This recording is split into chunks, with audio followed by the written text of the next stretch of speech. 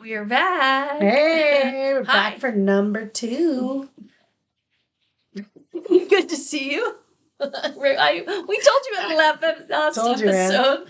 We're all about the poop. Anyway.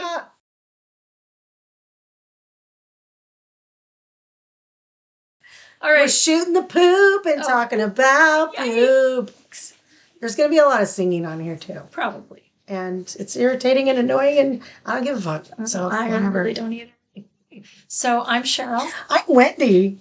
And this is Grandma's Not Right. Not right. Not right. And if you want to know what that all means, watch the first episode where we explain that. Anyway, so the first thing, we start out every episode with Wendy's Word of the Week. Wendy's Word of the Week. We'll have to get a really cool song for that. We do. We need to create an intro. We like to make our own songs, and then we Make up think our they're own really cool, We use man. GarageBand, and we just think we're so cool. Most of the time we do it when we've been drinking, and then the next day it's like the Pick of Destiny when JB and Kyle or Gas, whatever. Well, I don't forget their characters' names at the minute, but they're high when they made the song, and then they listen to the recording. They're do, and it's just complete nonsense. Yep, that's us. So that's pretty much. So my word of the week is hoarding. Hoarding. Yikes. I would say. I don't even know what level it would be. Level 2 or 3. I don't know. It was pretty bad for a while. I think my family knew, but then I tried to hide it. So when I moved into the house I'm in now in 2015, I got rid of about 75%. I'm not even exaggerating. I got about 75% of shit. But that was only after I dumped a bunch of stuff on you when I moved out of the house. No, I know it's true. I moved into her old house. But the point was that we're going to have a fresh start, and this was only, 11 years ago-ish? 10 years ago? Oh my God, has it only been 10 years? 10 and years. So I really wanted to turn a new leaf, I had stuff from my business in my garage, the kids' stuff. I'm a hoard collections. I had a little kitty cat statue, cat collection, salt and pepper shaker collection that my grandma had some of that, and I couldn't say no. And then crafting, I might need that for a craft. So So about 3 months ago, we cleaned out our storage unit, and I won't even tell you how many thousands of dollars that I've thrown away in rent. It started out as like $100 a month for a little one when we had our business together, just to keep extra chairs and tables and things that were just too much for our business. And then it grew. And then I go, well, I'll have some of our business stuff and then some of my personal stuff. And then I moved out for a while because of things. And then some of my big stuff was in there. And so finally, after years, it got up to like $300 plus, $350. It was getting bad. And I thought, you know what? This is it. So I got rid of so much stuff, and I cried to myself because a couple times I was by myself. I know why I saved it. You pick something up, you're like, I know why I saved that. But then you're sad. You're sad at that person that saved that for no reason. There was a reason, but So anyway, I got rid of so much stuff. I was so proud of myself. But then I realized the stuff I did want to keep, I had to bring to this house, and this house is still full to the gills because I had taken, since we moved in 10 years ago, to fill it up with more stuff. So as I'm pulling stuff out of cupboards or under my bed or my closet to make room for the new stuff, and I'm realizing you have the same stuff it's like a little pack rat. It is that's why they call it pack rat, because in this little tiny plastic box, well, it's only a little bit. I only saved a little bit, like wine corks, okay? Because I saw something on Pinterest that you use wine corks. If I save these little wine corks, so now I have a little tiny container full of these wine corks. Well, you started doing it again. It is a sickness. It's a part of that illness. Yeah. Part of the crazies. ADHD, whatever. We could get into that, but we don't need to. So cut to, I got rid of shit again. And then cut to last week, I had a carpet cleaner come in, and it had been a while. I kept doing it myself, with foam and scrubbing it with a mop, or I have a machine. It's just such a pain. You have one. It's a pain in the ass to use a machine. And I didn't buy it. Somebody bought it for me. And I'm like, thank you. But you get like 6 feet, and then you have to empty the tank kind of thing, Yeah. So anyway, so I just said, I'm just going to pay someone to do it. So I had to get all my shit off the floor, and then it hit me again. Mm-hmm. You didn't get rid of shit, or you collected that much in another small. Between. And it's a sickness. And the worst part is, and I'll end with this. I told my grandchild, we need to get rid of some of your toys. We need to go through your toys in my living room because this is ridiculous. And I think we got rid of five things. And I'm like, you don't even play with this, but I want it. I want it. Like, oh, and I know I should have said no, but I'm such a bad sucker and a hoarder. So, and then I see this little tiny scraps of fabric, and I go, what are these little scraps of fabric? Do you need these? And grabs it out of my hand and goes, I might need these for crafting later. Oh no. And when I told the parent looked at me and said, you did this. You did this. Like, almost like you need to fix this shit now. So yeah, I'm really working on it. But again, sometimes you just need those eye openers. And it's a sickness. And when I saw those hoarding shows coming years ago, I'm like, oh fuck, man, that's me. What am I gonna do? And I read books on it. There was one called, this is so weird. It's called Does This Clutter Make My Butt Look Big? I don't know. It's a weird title, but I read it and it really helped. So I do recommend, if you have that issue, please read articles and take small steps, and it can help. But see, you can't maybe shake it 100%. Right. I'm working. It's always a work in progress. My room is cluttered. I've got things, here, there, and everywhere. So you just got to work on it. If you have ADHD, if you haven't had a diagnosis, or you think you might have that, it could be OCD, it could be so many things. Check into it. It doesn't hurt, and it just helps you. It really does. We're going to take a short break for a second, and we're going to be right back.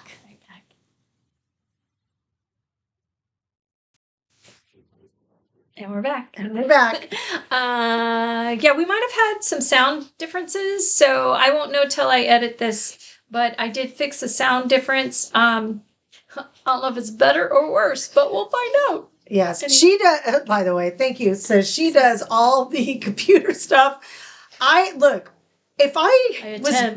Listen, man, if I was doing it all the time, at one point I knew how to do computers, Microsoft Publisher, when we had our business and just in general, I was savvy at the time, but man, you do lose it if you don't use it, because I don't know. So I thank my sister, my BFF here, and now podcast partner, for doing all of that stuff. I'm sure I'll have other ways to contribute as time moves on, but you're working stiff. I'm not. I'm working stiff. That's another story for sure.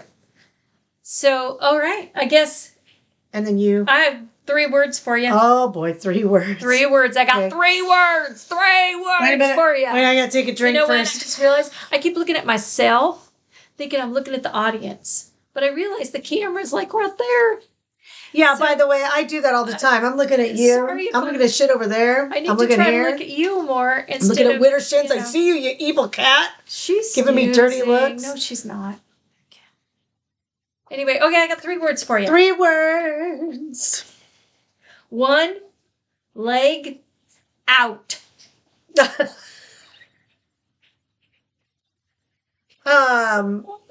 I mean, that's when you're so freaking hot because you're having a hot flash, but the one leg out makes all the difference. Is that what it is?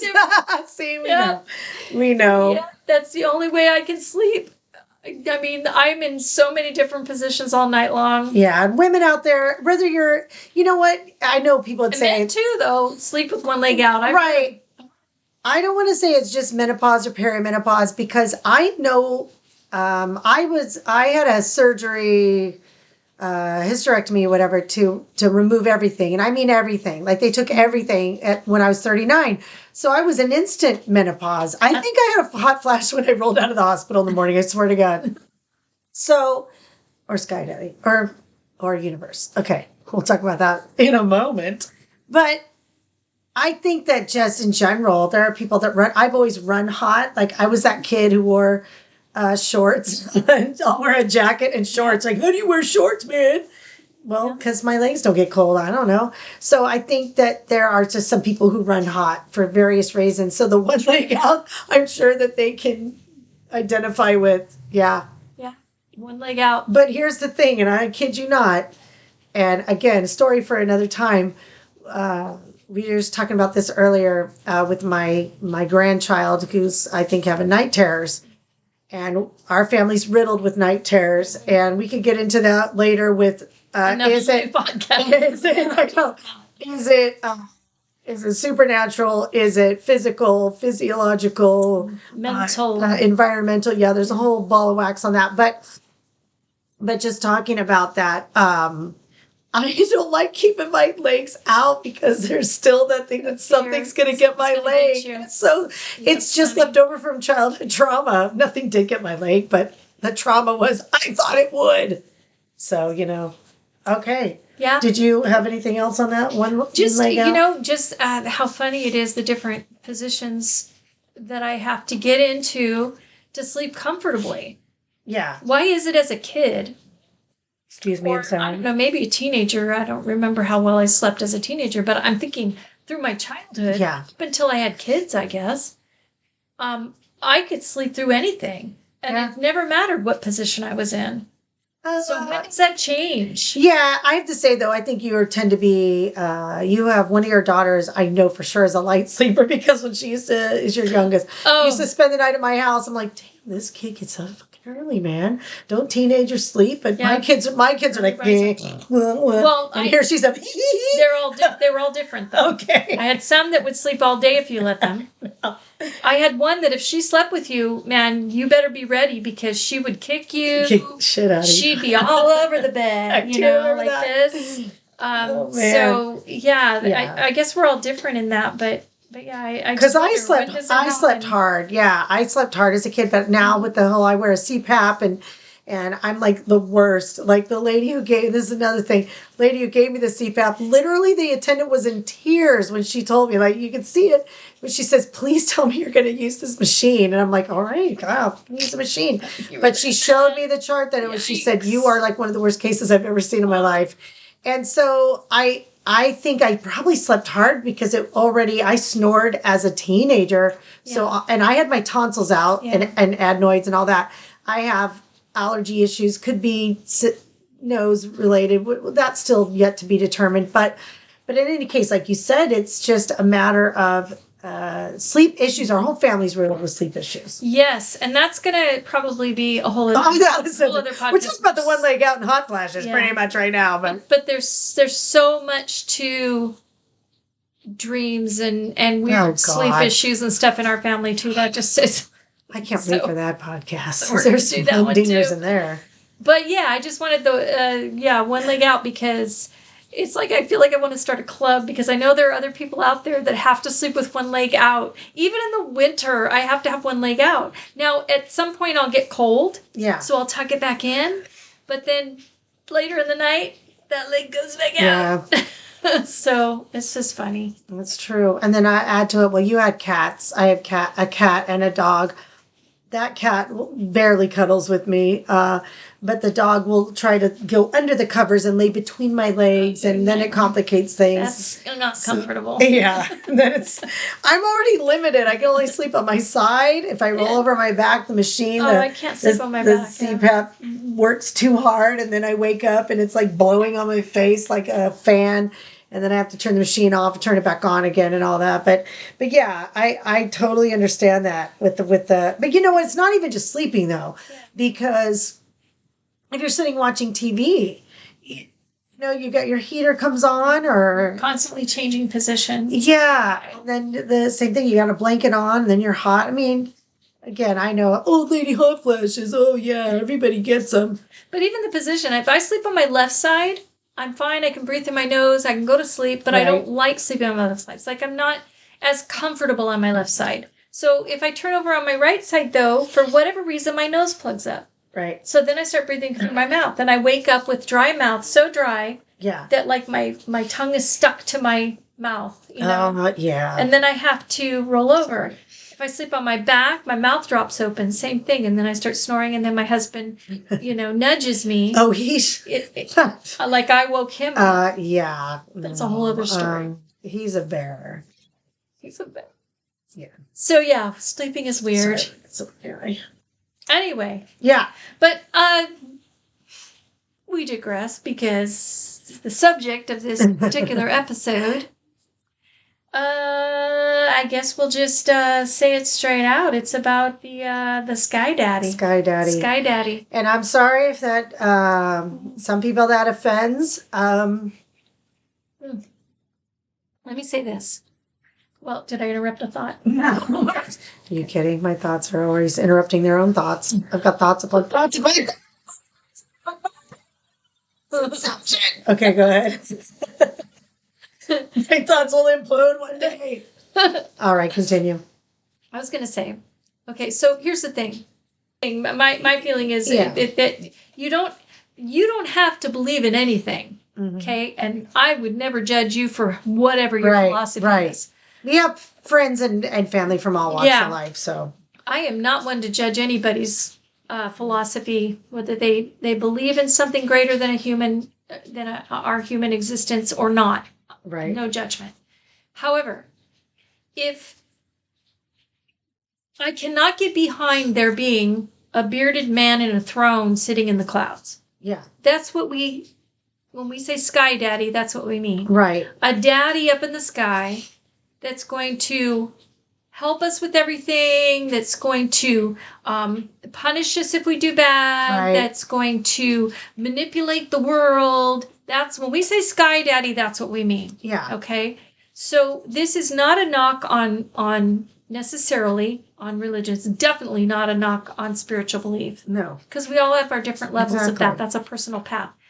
This is more about our feelings on organized religion. Right. And the stories and myths that have fallen out of that. And what I liked, for me, we're very similar, but there's a little difference. Like I like to call myself I've looked this up. This is actually a term. I shit you not. Agnostic atheist, because I don't know, and I don't think anybody knows till we die, to be honest. Nobody knows until you die. There's, even if you come back and there's life after death stories. Oh, well, they have the similar stories, but some people have had stories about evil stuff or good stuff, or there's similar stuff, and that's a whole other thing we could get into on another podcast. But it's just the fact that, I don't know how to explain it. Somebody had said it to me when I had a question. I think I went to a Bible study with somebody. They had a question, and I was just like, given a lot of questions, and it's like my thoughts are, I don't know, and you don't know what's really happening, but the atheist part of me thinks there isn't anything, so, and again, I'm not saying I believe there's nothing and everyone's being ridiculous. That's where when you say atheist, or goes, oh, you're a Satan worshiper, or that's why I don't say I'm totally against, because I don't know. Right. For all I know, it could be that. That doesn't mean I have to believe. Right. If it sounds like a dictator to me that's telling you what to do or perish, I don't have to follow that deity, even if it's true. Well, don't you want to do it? You might go to hell. It's is that I don't have to do that. And so I'm an agnostic atheist. I don't know what's out there, but I tend to believe there's not. But ironically, I fucking love theology. We love discussing it. I have friends that are Mormons, Jehovah's Witnesses, Seventh-day Adventists, evangelicals, Mormons, I think I mentioned that. But I have people from all walks of life, and I know you do too. I've met some people, Jewish friends. I don't know if I know any Muslim people. I might have crossed paths, but I don't know if they're practicing. I just haven't really discussed anything with them.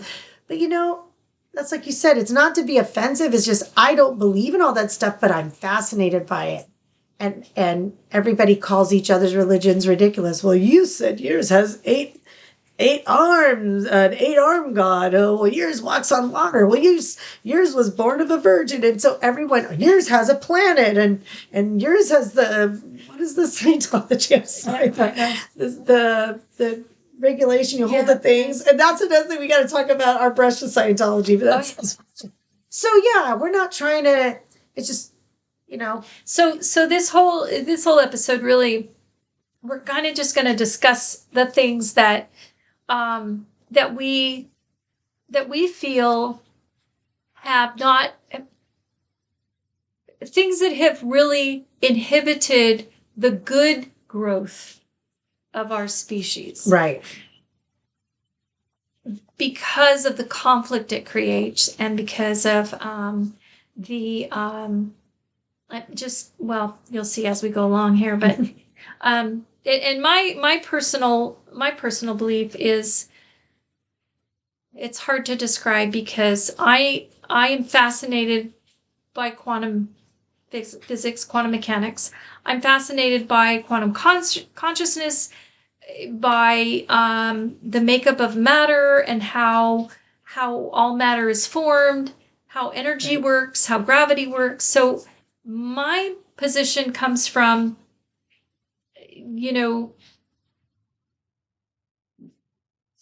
quantum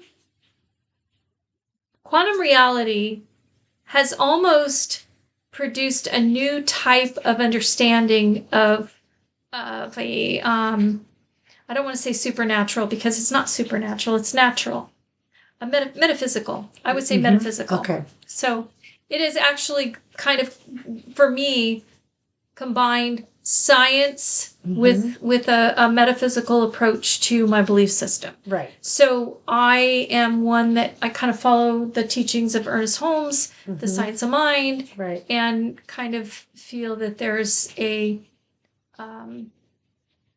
consciousness in the universe, and that we're tapped into it, and that we're all part of the same energy. Right. So, that is somewhat of a belief system, I guess, but I don't believe that it's a personal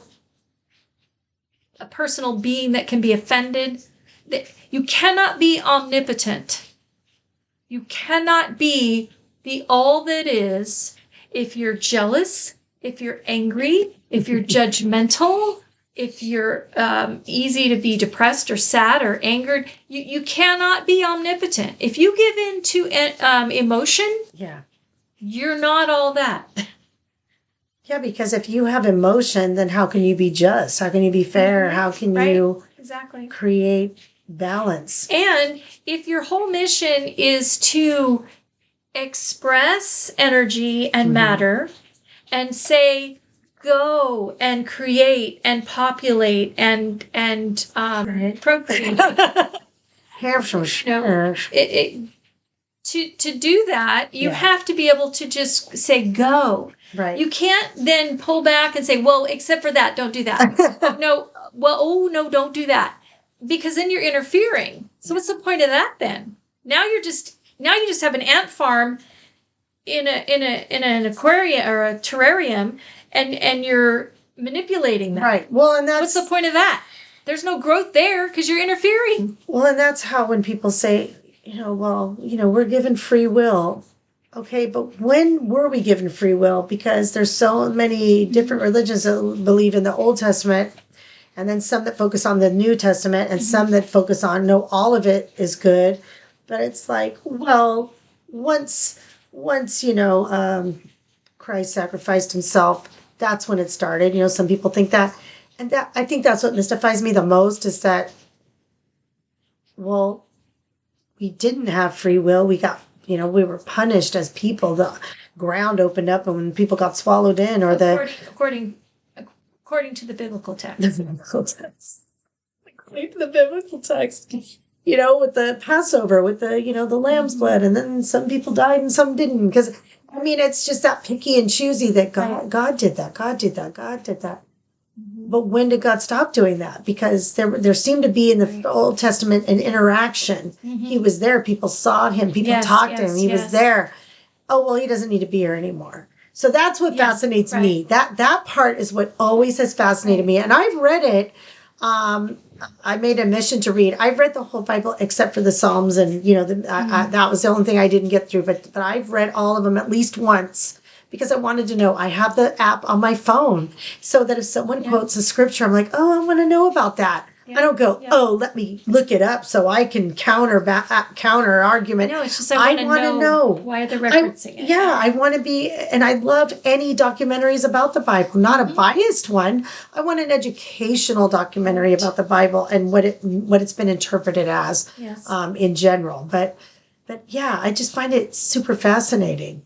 I really do. All of them. That's the only one, obviously, that we've really read. I know you've read a few more. Well, Like you've dabbled in Book of Mormon. I think you've read through that, and I also read the Nag Hammadi the and- Jehovah's Witness Diagolat or whatever, and okay. the Nag Hammadi. Now, mind you, when I say read, I read it. Do I retain it? No, because some of it is so heavy that it's like Yeah, that's like the Bible. Like I read it, and some things I remember. Like I said, when they talk about the glory of the Lord coming, it seems like such a physical thing. The glory of the Lord goes into it. I don't know. Excuse me, I am Bible dumb, so if I don't know this, I but think you're probably more Bible that's smart than most. I was gonna say though, I got that from the liberal rednecks guy who says that because I love Bible dumb and I love that quote because that's me. But I don't mind learning, but don't teach me to try and get me to believe. Right. But you can educate me like a historian. I have no problem with that. But don't tell me because you want me to come to your side. Right. Because that's not going to happen. I've been the same way I've And- been since I was a child. And also, I think for me, because there are so many different accountings from so many parts of the world, from so many different cultures and people of similar stories, Yeah.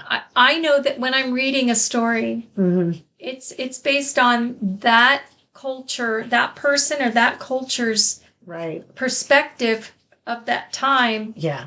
And you've got multiple perspectives all over the globe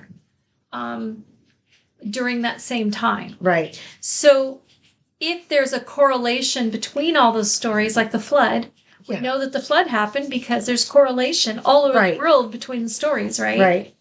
We know that meteors came because there's correlation between the stories about what they saw in the skies. Exactly. So there are certain things that, yeah, you can say these things really happened. Yeah. We're finding the sites, ruins of actual places that were were mentioned, were right. mentioned in these different texts. Well, So we're not saying we deny things, but Yeah. the point is we should not say one is the almighty truth above Yeah. the other. and just making people feel less than. I think that was the biggest turnoff because, there's so much we can get into. We grew up in a very small, predominantly white, and I mean predominantly white. There was like one black family in this town when we were growing up. There's more diversity now, it was all about church. There was a big Catholic church. There's a Mormon church. And a big Baptist church. And a big Baptist church. That was pretty much, Well, Methodist church. and then the Lutheran church. Presbyterian. So There were that's the thing. There were churches. One of each. There was pretty much one of each.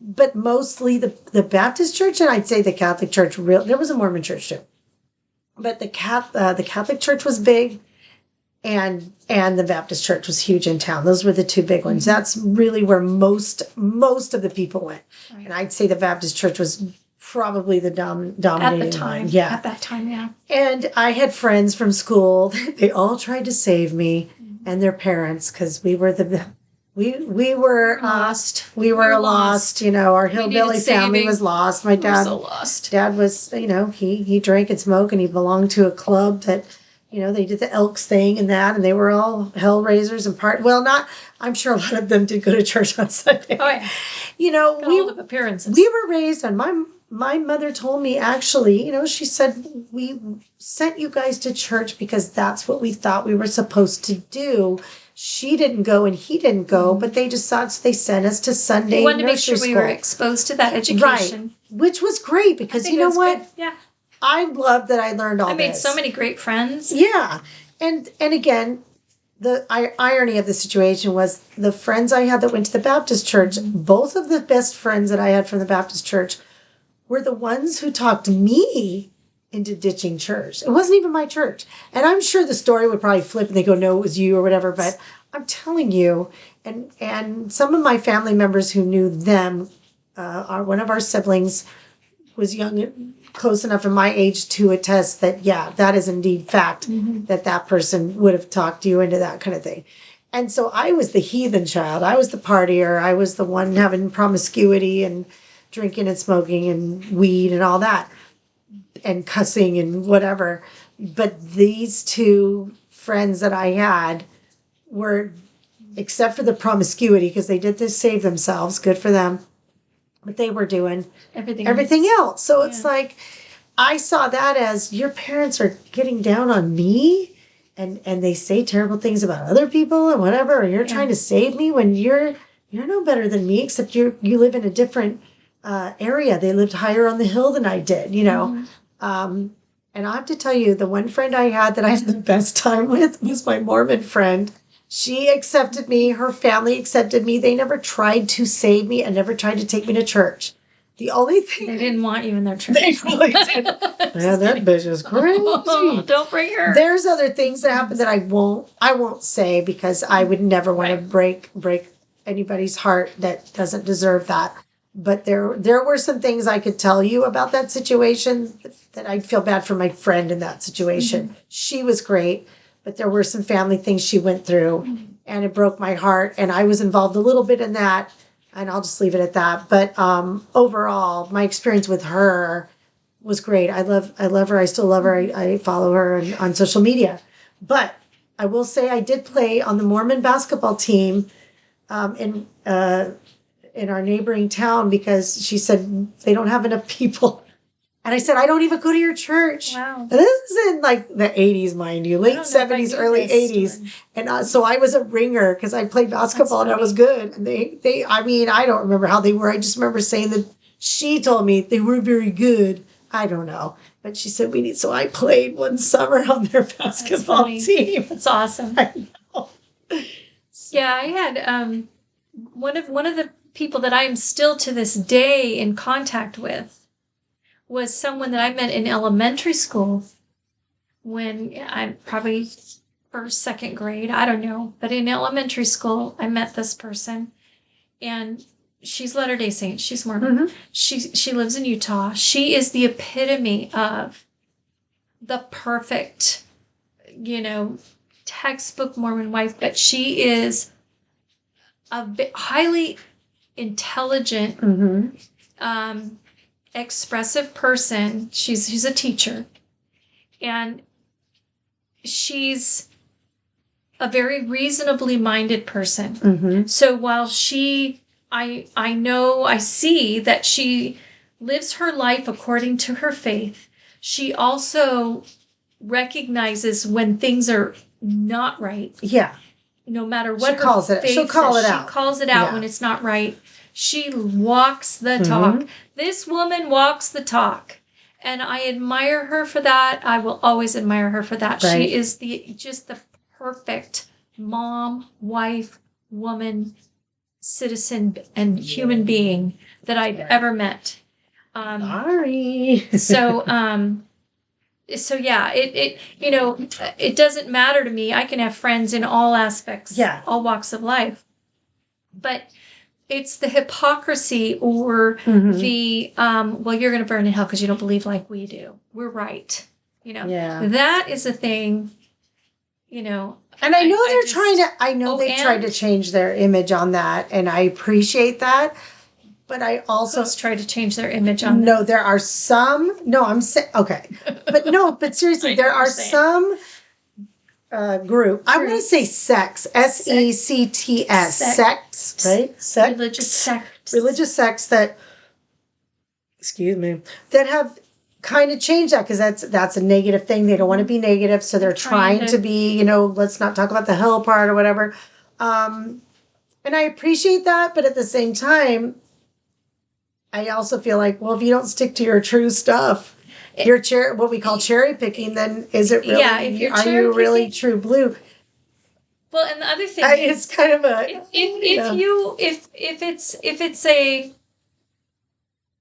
if it's a strictly a New Testament biblical following religion, yeah, then if you're saying that you're Christian as in Christ Christian, right, then you should be living strictly by the words of Christ. right.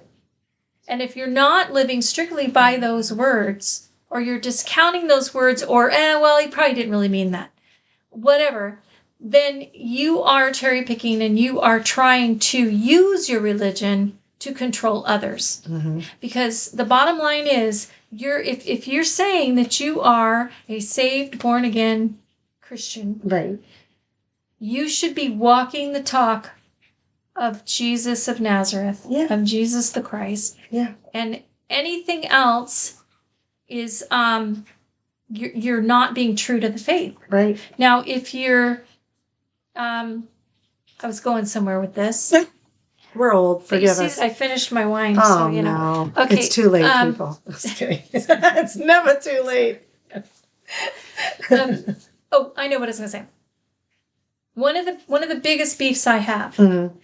is what religion has done to women. Mm-hmm. Because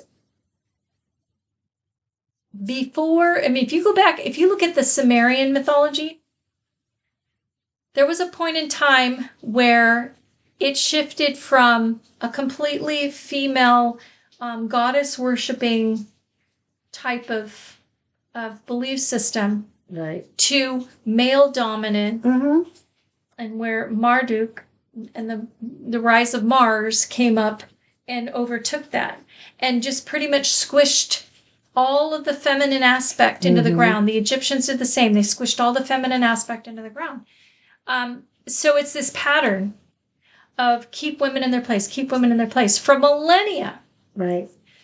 And yet, when you look at some of the cultures all over our planet who are the most successful cultures, and I'm not measuring success in how many high rises you have or how big of how great of a military, defense system you have. I'm talking about success in their longevity of being a society that still thrives, that still feeds itself, that sustains itself. Right. The success. And what are those societies built on? They're built on either a co-equal male-female management system or a female management system. Right. And I'm not saying women are better than men. What I'm saying is if women are not made a whole equal half of that project, you're going to run into problems. Well, and if you're brought up as we were, and I say brought up, okay, when I say brought up, again, our parents sent us to Sunday school, but we didn't, they didn't go. We didn't go as a family. Mm-hmm. I would say we're what we're called in the nuns category, the NONES, the nuns. I've seen that a lot lately. The nuns category, because we didn't talk about religion in our family. We celebrated Christmas, but there wasn't, but there was no talk about why we celebrated it or even Easter. But we knew that because we grew up in a very small, predominantly Christian white town. And we went to Sunday school. So and we went to Sunday school. And then side note, we went up the street to somebody's grandparents' house. One of my friends, their grandparents had a Christmas party, and we went up there thinking, it's a neighborhood Christmas party at so-and-so's grandparents' house. There's going to be lots of fun, whatever. And it was basically a church service at their house. I'll never forget as a kid. And not that I was mad at it as a kid, but I think even then I recognized, man, this is some bullshit right here. What is this, But I remember I remember we cut out construction paper of different colors. Red was the blood of Jesus. White was the body of Jesus. Black was I just remember there's red, white, black. and whatever other colors. And they were basically, it was just squares that we stapled together, and that was a book. And I'm sure there was more to it. That's one little, I mean, I was like Yeah. 9 or 10. Yeah. Now, one of the relatives of, okay, I think it was one of the sons of these grandparents that lived up our street, heads one of the, a big church in town. I won't say which one it is, but it's, it heads up, this person heads up one of the churches, and it's, again, generational. You know, the grandparents are really trying hard, and now you got one of the kids that's got a church, and again, we were the people who didn't comply. And I got to tell you the other story, and this is my story and my story alone for whatever reason this happened. But there was, the Catholic church was right behind our house growing up, and we were in the first suburbs of our town, like literally. And I didn't know this until like 2000 and I want to say 15. I don't know when it was. My mom and I went to our local little museum for a celebration of the elementary school that we went to, because it was 100 years old. And we went. I happened to look down at the first tract homes of our town, and I looked down and I go, Mom, this is our street right here. Sorry. Did you know that we lived in the first suburbs? Because our parents bought the home in 72, and the homes were built in like 55 or something like that. And it was trippy. Well, there was this, and I could see, and I knew this because there was a field and buildings I recognized that was the Catholic church. That's the only reason I knew. So anyway, my brothers used to take their cleats and they'd run from our back gate through the field. It was like, what was that, like ryegrass? Is that what that was? Run through the field to make a trail right up to, they had a basketball hoop on this church property. And right next to, between some of the church buildings, there was like the cathedral part made out of bricks, and it's still there today. It's beautiful, gorgeous. They also had a little concaved grassy part. I don't even know how to describe it. It was probably about a square footage thing of maybe 2,000 square feet or so of green grass with trees. They had a stone shrine, and then a little walkway up with a drinking fountain. And then my brothers would play basketball. They'd get a drink at the drinking fountain. When I was a kid, my friends and I would play house in the shrine. But the best part was there was a little house, a 2-bedroom house, where they had actual nuns living there, 2 nuns. The only one I remember was Sister Mary Margaret. I can't remember the name of the other one. I just remember I would play basketball there. My friends and I would ride bikes. For whatever reason, I think they took me in thinking it was like The Sound of Music, like Maria, like I was a, lost soul. I remember. I think that they probably thought you might need the exercise. I'm going to get some more wine. Okay. You keep talking. I will keep talking. Right. I'm just going to sneak away for a second. So I went to their house and baked cookies with them, made Christmas ornaments with them. Yes. I used their bathroom, okay? And then I found a note about probably 15 years ago when my mom was saying, here's a box of your shit that you're going to take.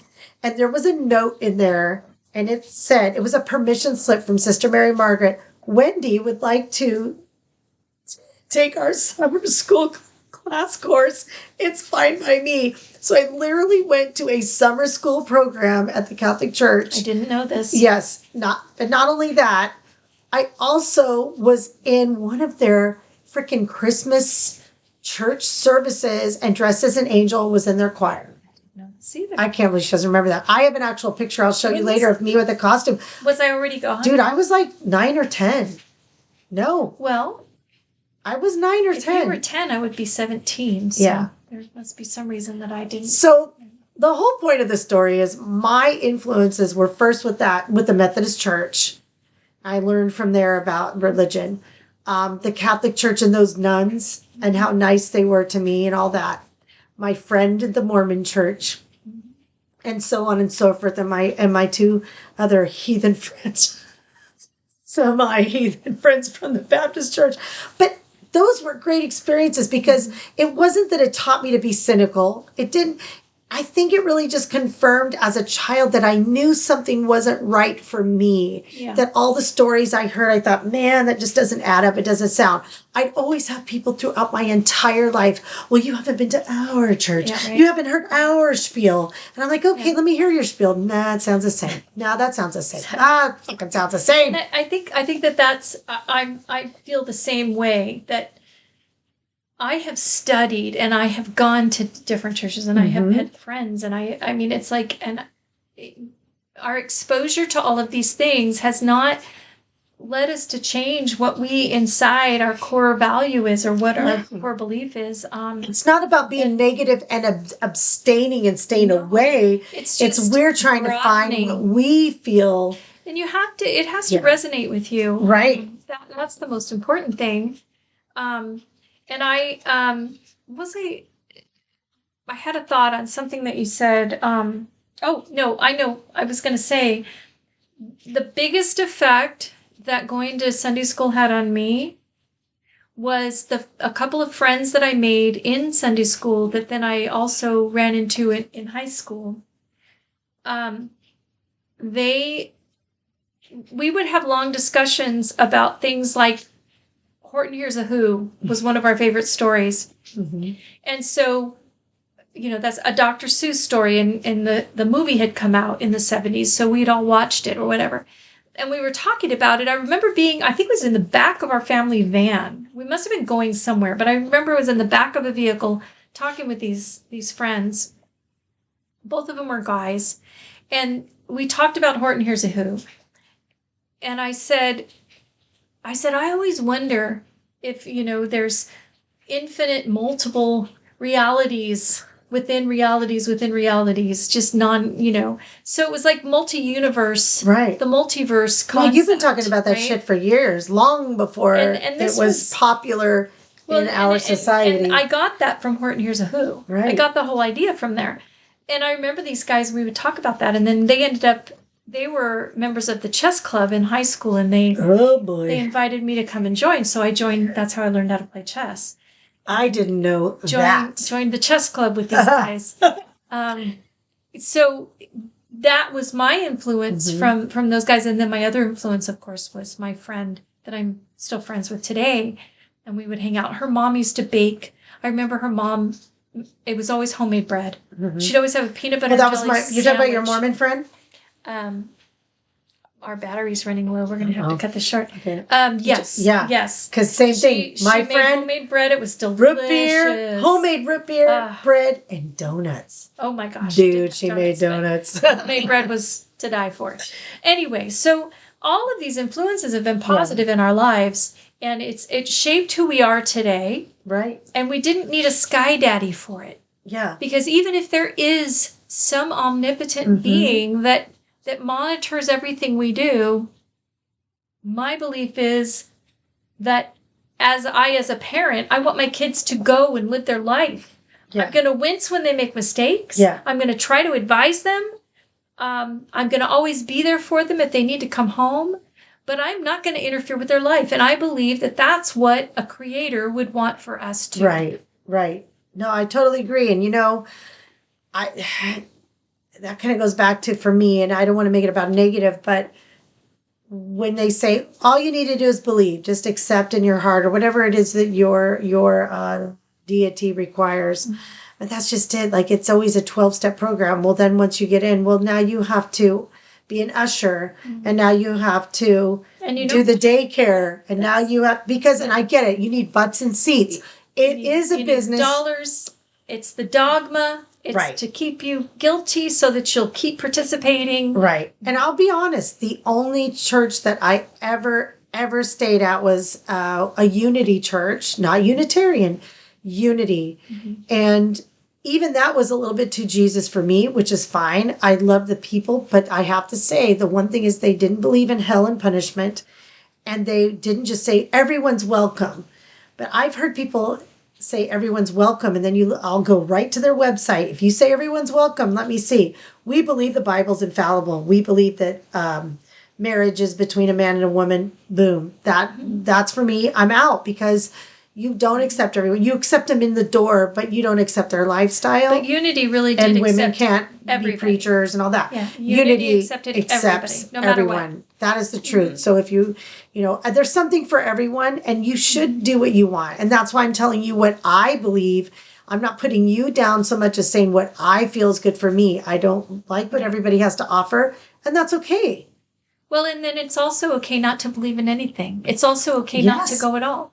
I don't go. I go when I want the community. When I Yes. want the interaction It has to be with the right like-minded community. people. But other than that, my husband and I can sit and we can watch all kinds of cool videos. Yeah. On I listen to YouTube. podcasts. Yeah, podcasts. And that's where we get our spiritual food. Yes. Our nourishment is from all of these diverse ways that we can Right. look at the world differently. Anyway, the whole point is, if you want to believe in the whole Sky Daddy thing, that's fine. Yes. And I know that sounds so derogatory, right? If you want to believe in the traditional ways, we're fine. Everyone has their own path to walk. Right. But I think we need to be respectful of each other's paths. Now, Yes. is it disrespectful for me to call God Sky Daddy? I'm not saying that that's. I mean, to me, it's like it's just referencing that people believe that there's a physical being somewhere that's watching us and controlling our every move like a puppet master. And I don't want to poop on that idea, that people believe that.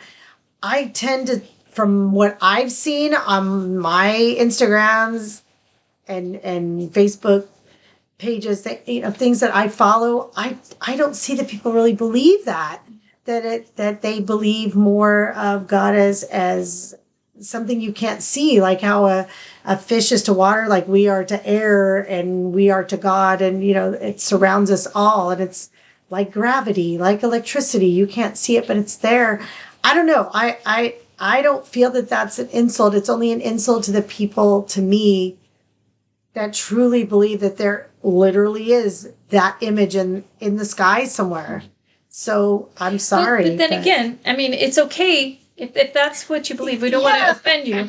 However, for me, I believe that the problems we have in our world are not because people don't believe in the Sky Daddy. Right. It's because people do believe in the Sky Daddy. Yeah. That's my personal belief, is that if we would get to a point where we all understood that, yes, there is a creative force. Yes, there is a loving force that wants us to totally move out into the world, express ourselves, Right. and find our good. Right. What I don't think is healthy is that we believe in something that's judgmental, that's vengeful, that's only going to pick you because you're good enough, but I don't like what you do, so you can't get into heaven. Right. That has created a society where we're judgmental against each other. And we already have issues with Jesus never said any of that. So if you're a Christian, go back and read the actual words of Jesus. He didn't say any of those things. I'll tell you, somebody that I love to follow is that, I think her name is Monty Mater or something on Instagram, and Reverend Ed Travers. Okay. Reverend Ed. I think that's what I asked you Nova about that Scotia. recently. Okay. Scotland Church of Mary or something. I don't know. Okay. Margaret.